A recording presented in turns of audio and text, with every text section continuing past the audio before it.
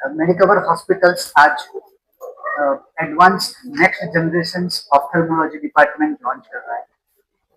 वो डिपार्टमेंट है जिसमें न कि खाली कैटरेक्ट ऑपरेशन की सुविधा, बट उसके अलावा ग्लोकोमा, स्क्विंट सर्जरीज, जो बच्चों में आई स्टेडी हो जाना, वो जन्मजात प्रॉब्लम, कॉन्जेनिटल प्रॉब्लम, काफी सारी ट्रीटमेंट्स को मेडिकल के अलावा सर्जिकल भी ट्रीटमेंट देना जरूरी है। तो ये मेडिकवर हॉस्पिटल्स का कमिटमेंट है कि next generation ophthalmology department with the expertise of both the doctors available in the department जो प्रोवाइड करेंगे ये सारी treatment under one roof with the multi disciplinary approach. जो जो अलग अलग स्पेशलिटीज की रिक्वायरमेंट रहती है उसके साथ में दोनों ophthalmologist will work together and deliver the ophthalmology department.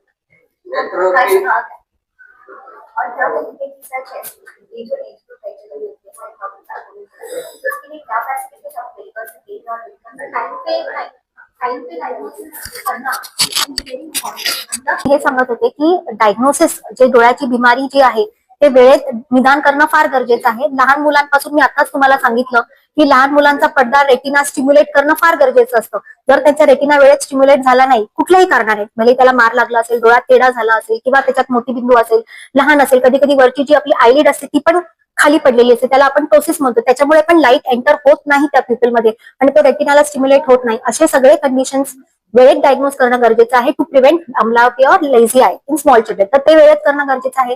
दुसरी गोष्ट सफेद मोतिया, जो नॉर्मल मोतियाबिंद असतो काही 10 वर्ष पण लागतात काही डेव्हलप व्हायला, म्हणजे वाढायला, पण काही जे असतात खूप फास्ट वाढतात, स्पेशली इंजुरी रिलेटेड, कोणाला मार लागला असेल त्याला ट्रॉमॅटिक कॅटरॅक्ट म्हणतो, ते काढणं गरजेचं आहे, नाही तर पुढे जाऊन प्रेशर वाढू शकतं त्या डोळ्याचं। आणि किंवा तो काही मोतीबिंदू असे पण असतात जे आतल्या आत फाटू शकतात, तर ते पण लवकर करण्यात त्यांचं फार इम्पोर्टेंट है कि वेळेत ऑपरेट किया जाए। से रिलेटेड सब कुछ कवर हो गया है, तो मैं बड़ों की बात करूंगी।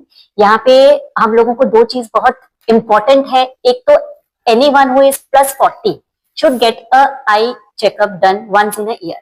ये जस्ट ऐसे ही नहीं कि क्योंकि आपका कॉर्पोरेट ऑफिस आपको भेज रहा है इसीलिए, इट्स बिकॉज 40 के बाद इतनी सारी आई रिलेटेड डिजीजेस हैं which can happen and which can go asymptomatic. Patient को पता भी नहीं चलेगा उनको ये प्रॉब्लम है।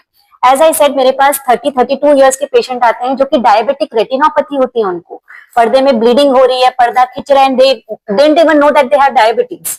So this is the importance of eye checkup, diabetic retinopathy checkup. Squints जैसे वो भी मेनली बच्चों में ही होता है, लेकिन स्क्विंट रिलेटेड पेशेंट को स्क्विंटिंग हो रही है, उसका रीजन एम्ब्लायोपिया होता है, उसको पैचिंग ट्रीटमेंट देके उसका सर्जिकल ट्रीटमेंट करके ऑब्वियसली बहुत इंपॉर्टेंट है टाइम पे करना। And then you said that की regarding surgeries, so surgeries right from cataract surgeries, as we mentioned, we have phacoemulsification where we are